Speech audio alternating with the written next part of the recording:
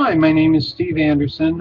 This is for BBA Course 310, Prior Learning and Writing Development. Uh, this is on my Prior Learning Survey, which is Principles of Supervision. This is from Johnson County Community College. The course description for this class is define the supervisor's role within a company and identify the skills necessary to successfully fulfill that role. Determine the supervisor's role in supervising employees on an individual and group basis. The reason I chose this particular course, I've been a supervisor for 30 years. And I supervised groups from as small as 2 to as large as 150. Most recently, I was a supervisor at the Altel Wireless customer care call center. The team that I had supervised dealt with inbound incoming calls from customers who had billing questions. We did troubleshooting for their phones, so if their phones weren't working right, setting the customers up on correct plans to meet their needs, and things like that. The roles as a supervisor, there's a number of roles that you play as a supervisor. From an educator, a coach, a counselor, so that when the new team member first comes onto the floor, you're teaching them the basic skills and showing them where to look for things on the computer, what questions to ask the customer, and things like that. As a coach, you help them improve on their skills so that they can develop and grow, setting goals, helping them by cross-training them, things like that. As a counselor, you help them. It's a two-way street. If the employee is not progressing as well as they should, you're counseling them on how they can improve their performance.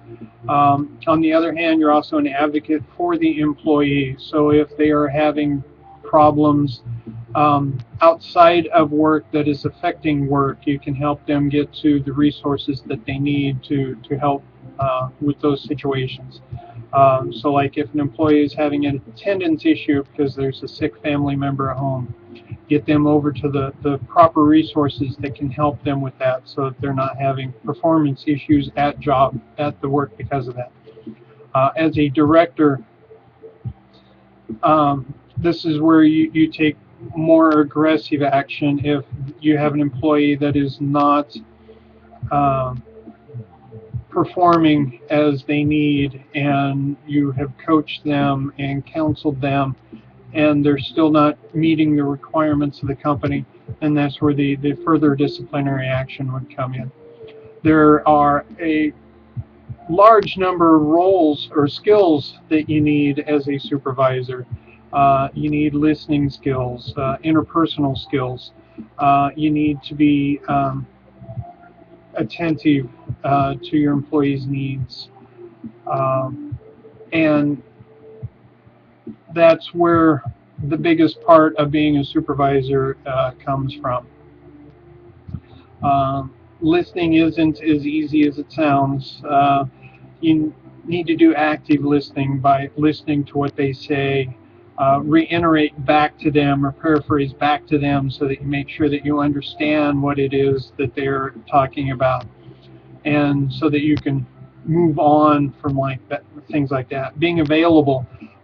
You're no good to your team or any of the individuals on the team if you're not there to help them. So being available.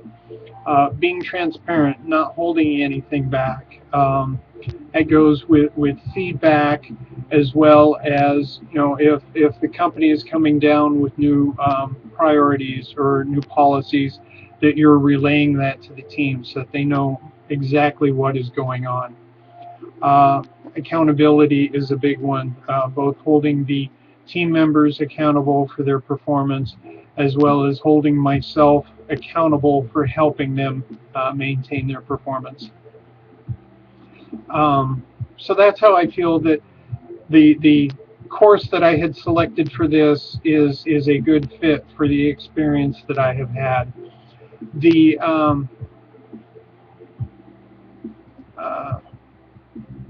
reflective observation portion of the essay.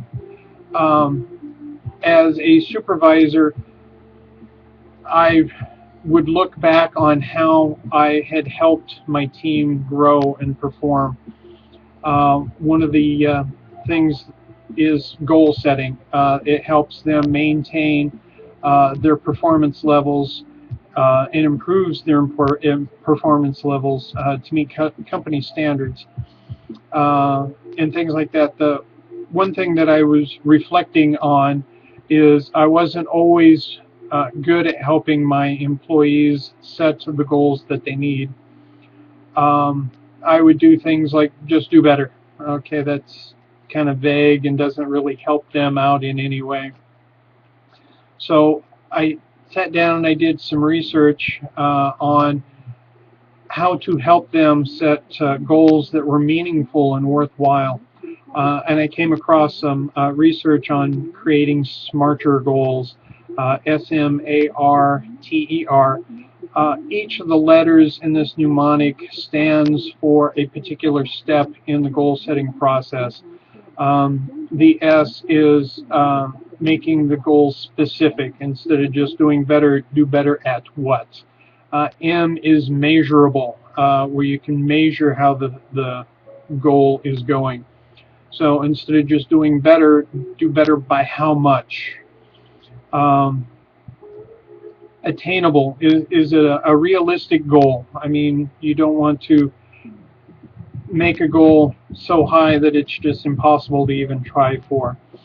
R stands for relevant. Is it a goal that means anything? The T is for time frame. Do better when?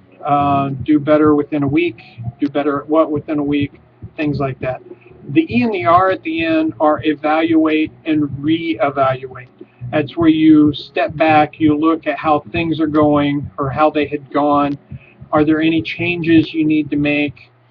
And then looking at it again, did the changes you make help anything? Or do you need to tweak that even more? And things like that. So these goals are a lot easier for the employee to do. Another portion of smarter goals is where the employee actually creates the goal themselves. So you sit down with them, it's like, okay, we need to improve on some things. What do you think we need to work on? The example that I used in my experimental portion, I had an employee that was needing to improve on her call handle time. That's the amount of time that the employee spends on the call with the customer. If you take too much time on the customer or with the customer, that means that the customer is having to be on the phone way too long. Plus, the longer you're on the call with that customer, the more people are having to wait for you to get to them to help them. So they're on hold longer. So instead of just, you need to do better, we sat down and we came up with, you need to do better at your call handle time. And we got together to, the specific part was her call handle time. The measurable part was we want to reduce your average handle time by 30 seconds. The attainable part, this was not a stretch goal. She had been at this level before and has just kind of slipped a little, so we wanted to get back up to where she was.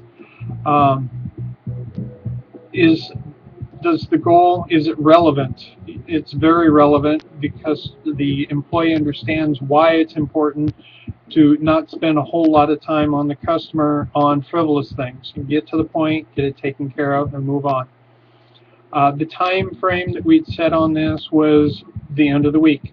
So on Monday we sat down, let's cut your call handle time by 30 seconds by the end of the week. Then for the evaluate and reevaluate portions of this, we would meet each day to see how she had done the day before and how she was doing for her average for the week.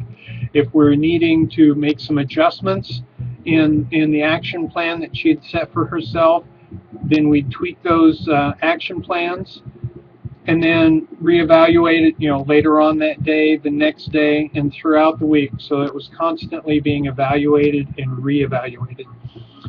The employee was very successful at meeting her goals. Not only did she meet them, but she surpassed the goals that we had set for each other. And seeing the success in this goal, or the smarter way of creating goals, I started doing it with the rest of the people on my team, and it was very successful for everyone. So it was a real easy way of putting everything together. Putting this in terms of the Kolb cycle, by sitting down and seeing what needed to be worked on, and then finding out a different way of setting these goals, and then implementing them, was a wonderful way of doing it. I didn't know there was a cycle that did that, but everything fit into that cycle. Going back to the course that I had selected, I have met all the criteria of the principles of supervision. I know what the different roles are within the company, and I know what the skills are, and I've demonstrated and know what those skills are. I know how to supervise teams on an individual and group basis, and that has been proven. And that's why this essay fits the criteria of this course. Thank you for your time, and have a wonderful day. Thank you very much.